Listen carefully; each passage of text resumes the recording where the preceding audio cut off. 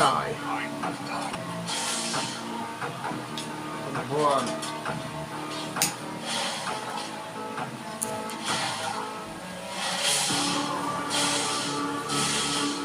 Die.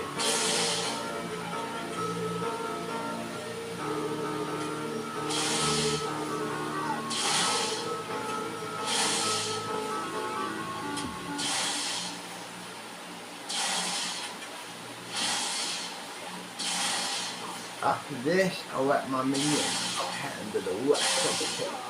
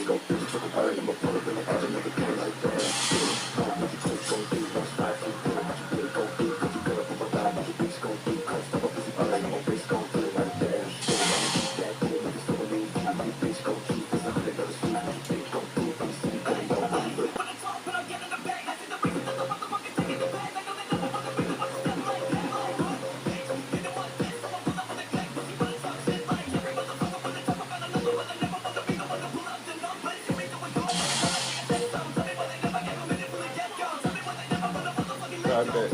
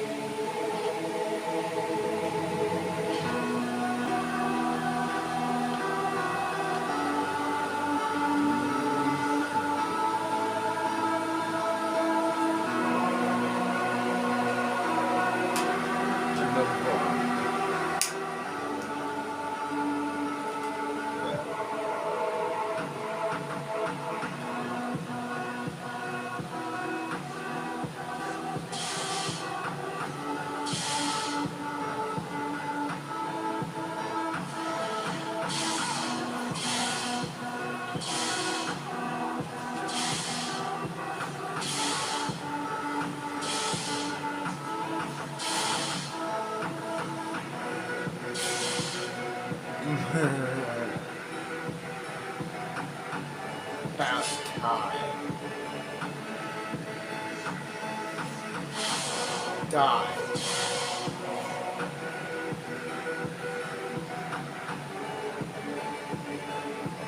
Unleashed violent winds, incognito, and his curse will mark whomever it is and should it progress, their body will become that of a lizard man.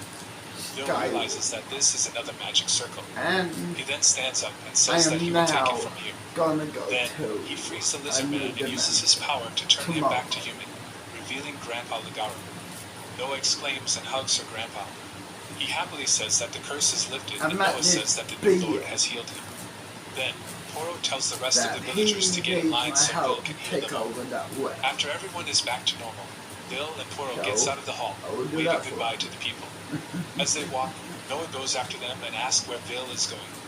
Bill just says that they are going to the White Dragon Gods next, wondering that perhaps the Seven Powers are involved. Bill and Poro arrive at the White Dragon's mountain range. The place is such a dense miasma. Poro says sorry for the hassle, but without the barrier Vil has casted on them, they would end up in the same miserable state as that of a gnarly human figure. Vil says that this is strange, and this isn't the source of the curse. Poro looks out and says that the white dragon god isn't there either. She then notices something moves, and what looks like a giant tail shoves her to the ground. When she asks what it is, Vil exclaims that it is the white dragon god. No, And truth be told, the white dragon god appears before them. However, the dragon is black, unlike her famed name, much to their surprise. The dragon god then attacks them with her fire. Vil and Poro are safe from the fire because of the barrier Vil casts. He says that this is his upgraded barrier, and it is better than the one on the Imperial capital. It is a divine barrier. Not only does it guard against miasma, its flexibility allows to absorb physical attacks, making Vil manage to knock down the dragon god with just a little tap of his hammer. But then, the ground bellowed them hollow, taking both Vil and Poro, as well as the unconscious dragon god under. Vil didn't think that this was the case, but it seems the ground was hollow. When they reach the bottom, Vil asks Poro if she is alright, and she says that she is alive thanks to his barrier. Meanwhile, the dragon groans not far from where they are. Vil says that seems flight isn't an option for the dragon, and he notices that she might be cursed as well. Poro asks him if dragons can even be cursed. Then, as Vil looks closely to the dragon, and he seems to recognize something, and he runs towards her. Poro follows after him. Then she asks if she asked when she stepped on the tail made the dragon angry. Vil then says that the dragon is not angry, but in pain. He then comes closer to the dragon, addressing her as Honorable Dragon. He says that he doesn't know what caused her anguish, but if the dragon can trust him for just a moment, he will return her to her former glory. The dragon then closes her eyes, seeming to trust Vil. Then, Vil uses his hammer, casting the almighty refinement power onto the dragon. The dragon then transforms into her normal state, and turns out the dragon can speak, recognizing her scales has returned their color. Vil asks if dragons could always speak. The dragon says that she is a dragon god. That's why she is capable of speech. Poro is amazed that it is truly a dragon god. Then, the dragon god thanks Vil for returning her to her original form. Vil introduces himself, and says that he works as a traveling blacksmith. Poro adds that he is now Vil Craft, Lord of Crowley. Hearing the name Crowley, the dragon says that the names are similar. The dragon reveals that they share the same name, and it was bestowed upon her by the kings of old. Vil then asks if the land is her namesake, and he apologizes for infringing upon her domain. The dragon tells him that that kingdom has long since vanished, and Vil is now that land's true lord. Vil then asks what led to the dragon's curse. The dragon god reveals that ever since the land lost its king, she has been consumed by grief. In her sorrowful days, the curse was inflicted upon her. Poro fills him, saying that then the winds from the mountains spread the dragon's curse, infecting the villagers. The dragon asks she has been a burden to the people, but Vil assures her that it is not her fault. He then points to the ground and the dragon sees something. Vil says that it is a magic circle with an illusory technique and most cannot see it, but the dragon can, which surprises Vil. On the other hand, Poro says she can't see anything. Vil explains that it is a circle that makes malicious thoughts rage out of control, and it prohibits the target from leaving. He adds that the one who cursed the dragon was probably the seven powers. The dragon snaps, saying that she will tear the seven powers apart. Then, she tries to destroy the circle, but it is still intact. Vil then says that it is time for a makeover, and he proceeds using his magic hammer again, combining the almighty destruction and almighty refinement spell to destroy the circle. The magic circle is destroyed, and Vil also manages to rebuild the castle. Vil then goes to tell the dragon that she can now come and go freely. However, the dragon has transformed into Lady Crowley. She looks surprised, exclaims that Vil has made the castle a sanctuary. Both Vil and Poro ask and wonder if that's why she is surprised. Lady Crowley says that upon descending from the heavens, gods lose much of their power. As long as she is within her sanctuary, she can wield 100% of her power, and she can polymorph now too. She then sits on what looks to be her throne and says that, to put it simply, the castle Vil rebuilt has become a celestial domain. Even Vil can't believe himself that he built a sanctuary that becomes Lady Crowley's domain. Noticing the mark on Vil's hand, Lady Crowley looks at it closely in amazement, saying that that is the mark of the sun. She exclaims that it is an extremely rare sigil, and it grants the power of the golden hand. Only a few have been bestowed this honor since the creation of this world. Poro looks at her in amazement and says that Lady Crowley has a lot of knowledge. Lady Crowley then remembers that she had a similar sigil on her territory at one point. Then, she brings Vil and Poro to the outside of the castle that has a similar mark like Vil's, but much bigger, on the ground. Vil says that it is a perfect match. Lady Crowley says that that was the late king's favorite place, though she has no idea as to why. She adds that no matter what she tries, nothing happens to the mark.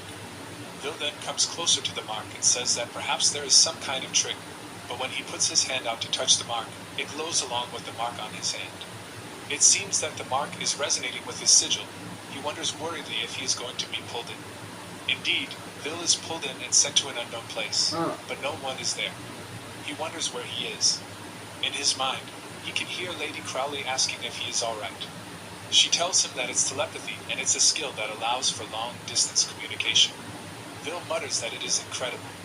Poro looks worried, and Lady Crowley adds that it also allows for synchronization of his senses. She tells Vil that after he was engulfed by the sigil, it appears he has been transported to an unknown city. Vil agrees that that would be the only explanation. He notices that even though it is daylight, there's no sun. Lady Crowley asks if they are thinking the same thing. Vil says that it is most likely an underground space, and it is not the real sky but rather an illusion. Lady Crowley adds that it is a rather vivid one at that. He then says that the sigil must have been the entry point to this artificial space. He wonders how this veiled city is related to the Hapasai workshop. From what he heard from Grandfather Genkoji, the workshop blocks entry in a similar manner. In the first place, if a dragon god like Crowley can't enter, then supposedly no one is able to. From the other side, Crowley says that she appreciates the vote of confidence, but she does have her limits. Then, Vil approaches another sigil which he feels different from. Cool. Go wide here. Well, I see you, and I'm in a new, I'm in that dimension. My God, and my arm. See you then.